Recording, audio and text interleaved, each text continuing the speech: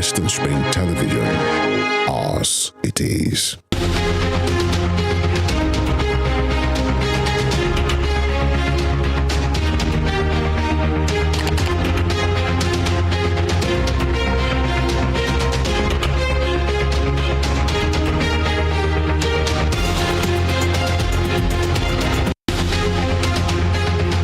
Good evening and welcome to Spring Global on Western Spring Television. Now the headlines.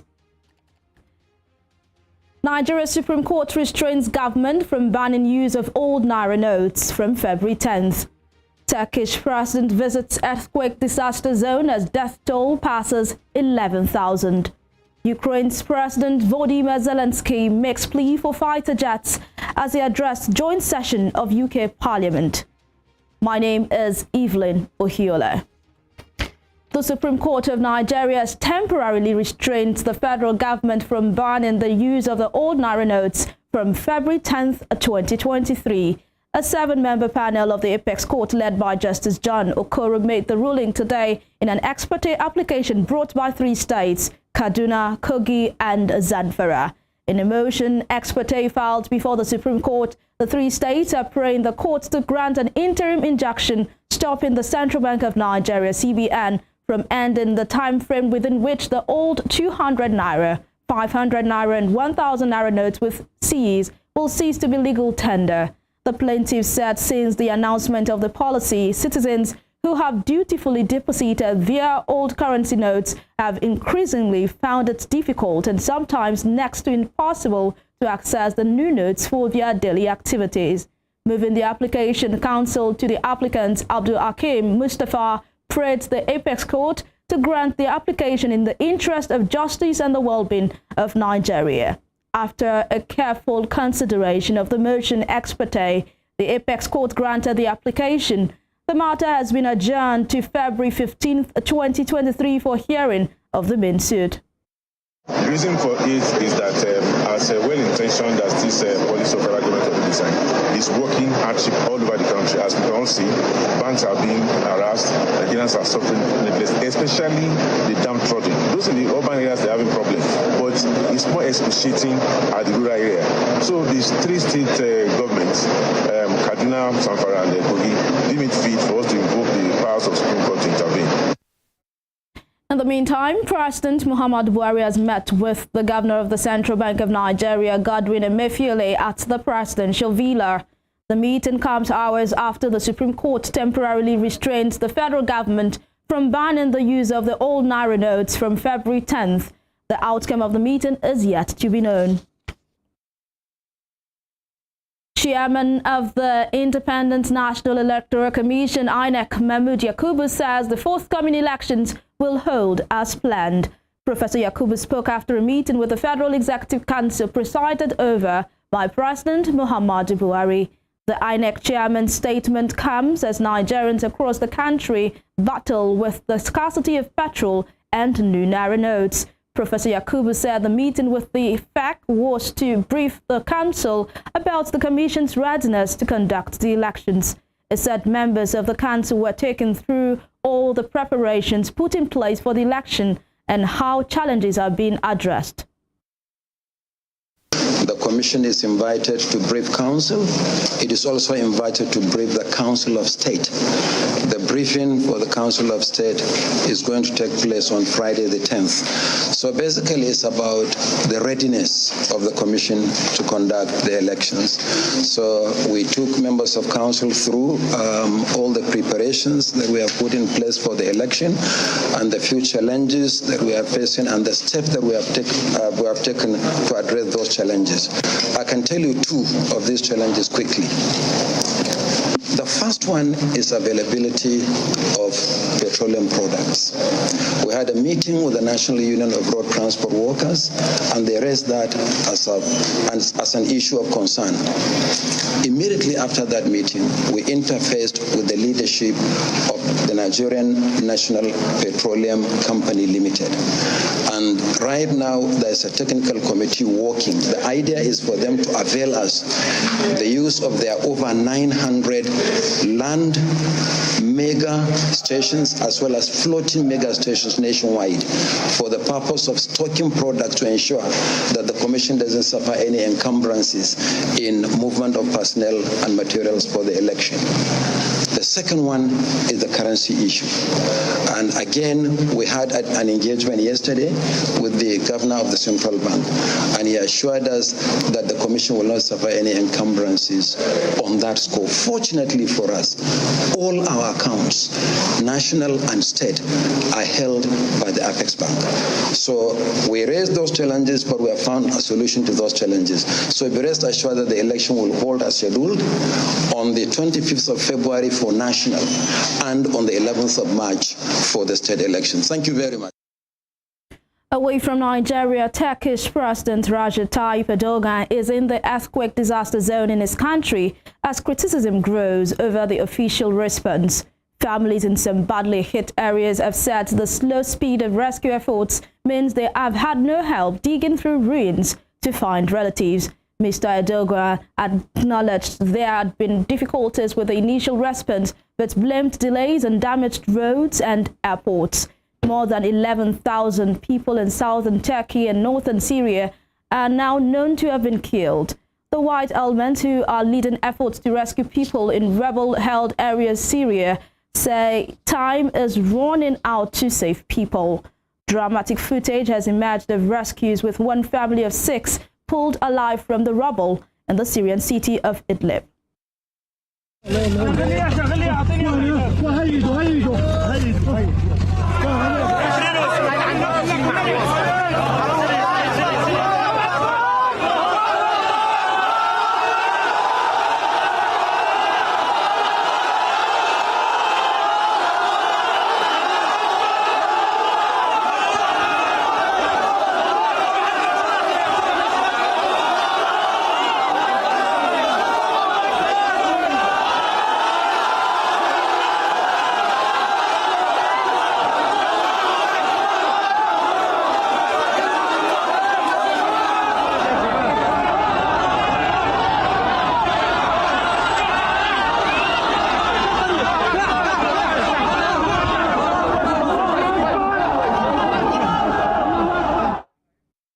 Still in Europe, Ukraine's President Volodymyr Zelensky has addressed a joint session of the British Parliament shortly after making a surprise trip to the United Kingdom. He makes a plea for fighter jets from the West, presenting the helmet of one of his most successful pilots with a message reading, "We have freedom, give us wings to protect it."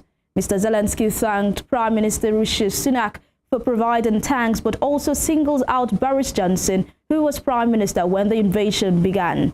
It is Zelensky's first visit to the UK since Russia invaded his country and his second international trip since the war began. Earlier, Mr. Sunak told lawmakers that his government wanted to see Ukraine achieve a decisive military victory this year. It comes after it was announced that the UK would now begin to train Ukrainian fighter jet pilots and Marines. Ladies and gentlemen, I thank you for your bravery. Thank you very much from all of us. Yes, please. That is for you. All applause for you.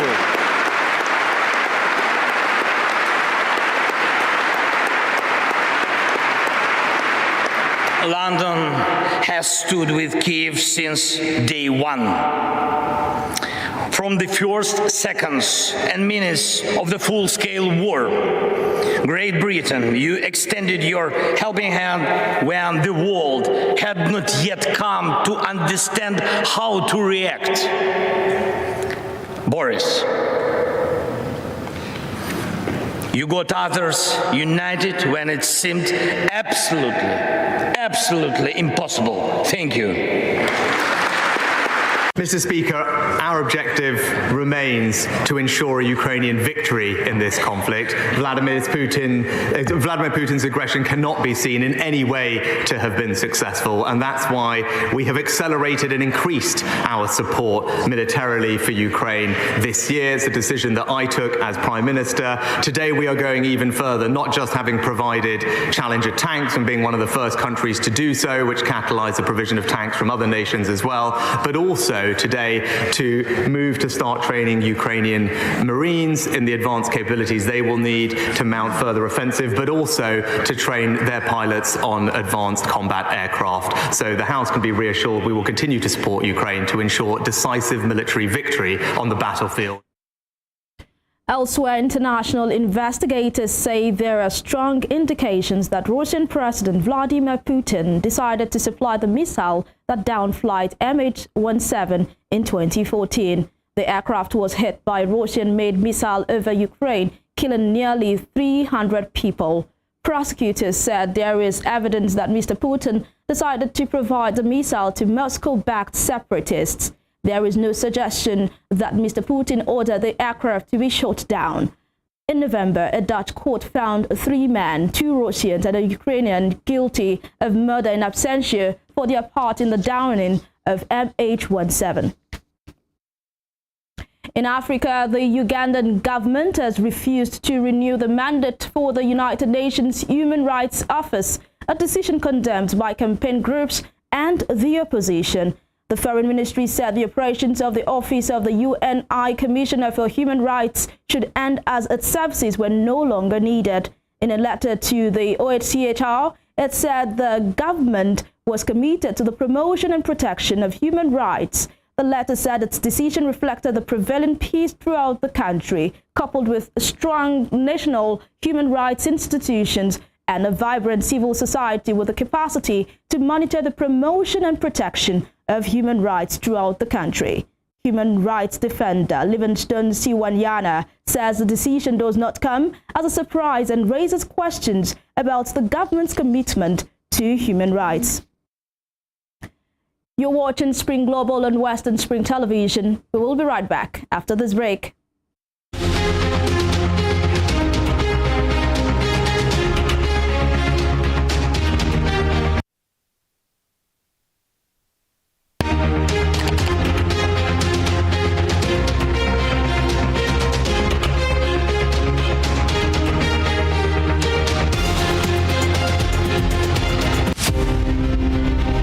The 1914 Amalgamation Treaty is synonymous to the birth of Nigeria. Frederick Lugard, a British Army captain and an outlaw who struck gold in Africa, became the instrument used by destiny to make it happen. The amalgamation of Nigeria was designed for economic reasons by the colonial administration to offset Northern Protectorate budget deficit by Southern Protectorate surplus returns. The amalgamation had admin issue created imbalance in the economic political structure of Nigeria and was responsible for the persistent hiccups and the efforts to forge a united country till today. Nigeria's amalgamation was labeled as the mistake of 1914 by native northern conservatives who neither wanted it nor contributed anything significant to its sustenance. Western Spring Television identifies with Amalgamation Treaty of 1914 as a watershed event in history.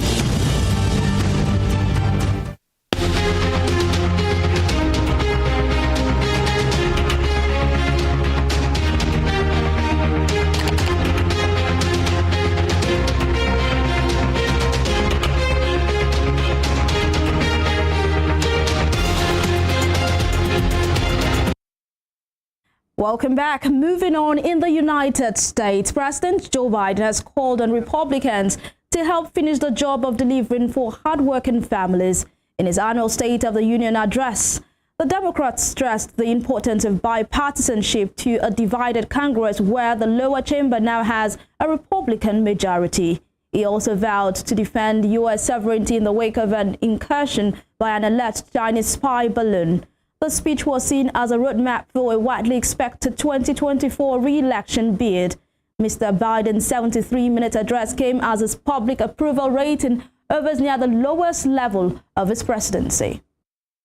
My fellow Americans, we meet tonight at an inflection point, one of those moments that only a few generations ever face, where the direction we now take is going to decide the course of this nation for decades to come. We're not bystanders of history. We're not powerless before the forces that confront us. It's within our power of we the people. We're facing the test of our time. We have to be the nation we've always been at our best. Optimistic, hopeful, forward-looking. A nation that embraces light over dark, hope over fear, unity over division, stability over chaos. We have to see each other not as enemies, but as fellow Americans. Eritrean President Isaias Afwerki has traveled to Kenya for a two-day official visit. The 77-year-old rarely leaves Eritrea, a one-party state with a highly militarized society that has been diplomatically isolated in recent years. Eritrean Information Minister Yemane Gabriel Meskel tweeted that the president was expected to hold talks with his Kenya counterpart William Ruto in Kenya's capital Nairobi. Last month, Eritrean and Kenya leaders agreed to safeguard regional peace and security. Kenya's foreign minister tweeted photos of Mr. Isaias' red carpet welcome. The media regulator in the Democratic Republic of Congo has ordered the local office of satellite television provider Canal Plus to remove Rwandan channels from those it offers to the country. In a statement, the regulator said the suspension will run for a period of 90 days and could potentially be renewed depending on circumstances. Kinshasa accuses Rwandan channels of inciting civil disobedience among many allegations. The Canal Plus offer has about 10 Rwanda TV channels, including Rwanda's state broadcaster RBA, that air news and commentary programs about the ongoing war in eastern DR Congo. DR Congo, the U.S. and UN experts accuse Rwanda of backing the M23 rebel group in the eastern part of the country. Rwanda has denied these and blames the Congolese government for the unrest in mineral-rich eastern DR Congo. In South Africa, police have launched an investigation and appealed for witnesses following the theft of a corpse from a grave in the northern province of Limpopo.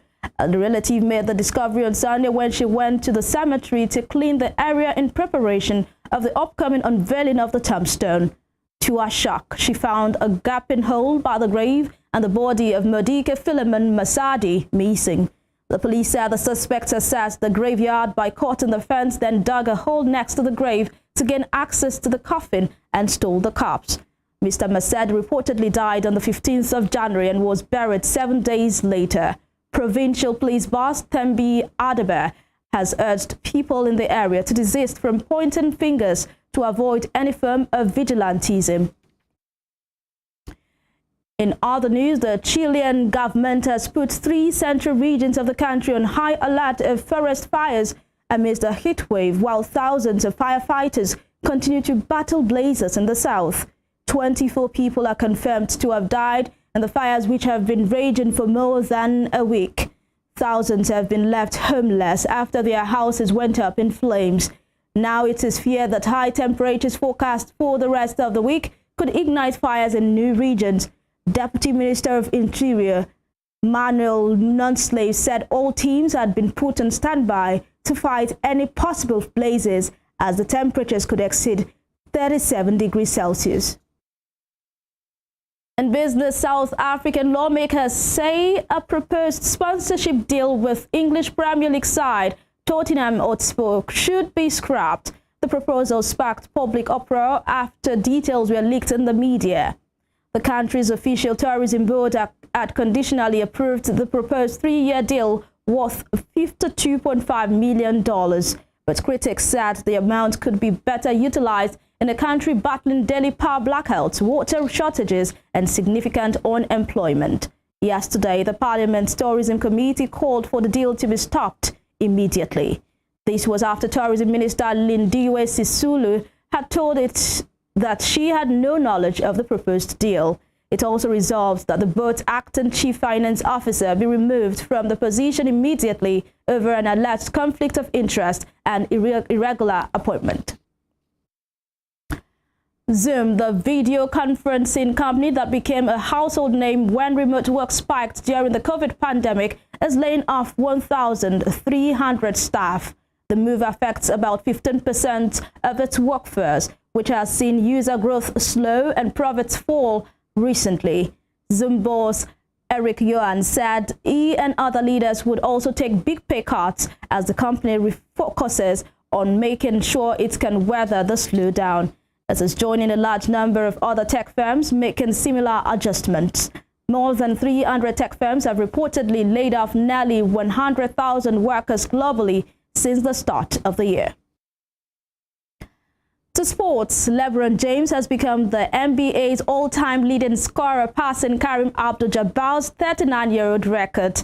The 38-year-old Los Angeles Lakers star hit 38 points in a 133-130 defeat by the Oklahoma City Thunder to surpass Abdul-Jabbar's mark of 38,387. Abdul-Jabbar initially broke the scoring record in April 1984, 8 months before James was born.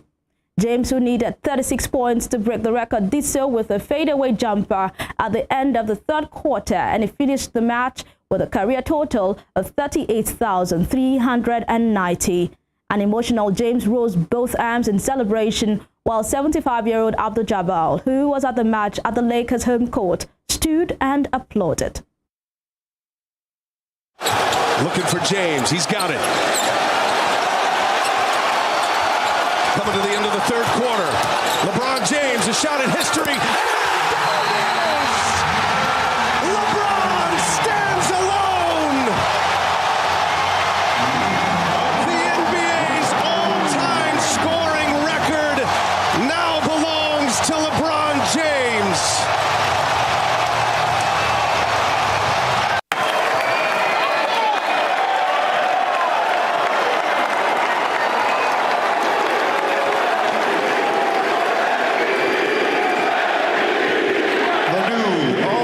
Scoring leader number 6, LeBron James.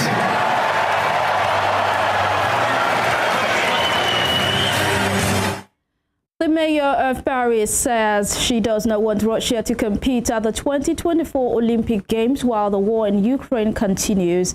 Anne Hidalgo had last month said she was in favor of Russia competing under a neutral banner, but she has changed her stance. The International Olympic Committee has said Russians and Belarusians may be allowed to compete as neutrals.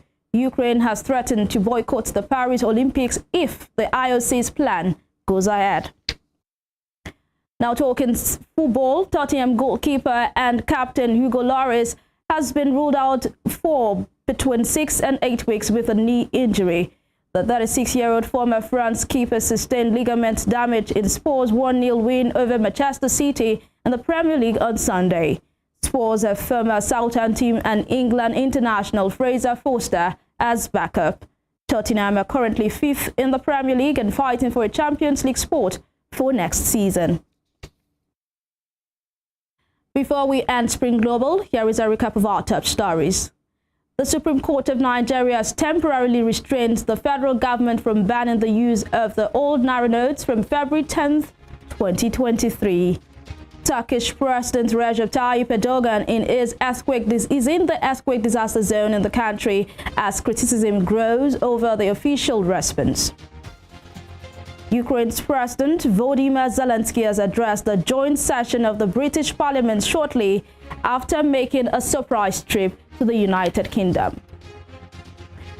Remember to follow us on our social media handles on Facebook, Instagram, and Twitter on Western Spring Television. You can also watch us live on our YouTube channel at Western Spring Television.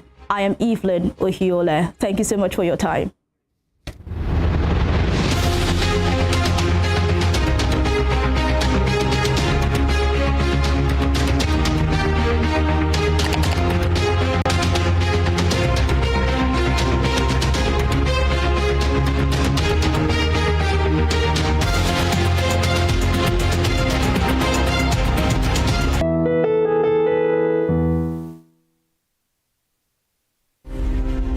But Damosi Adegoke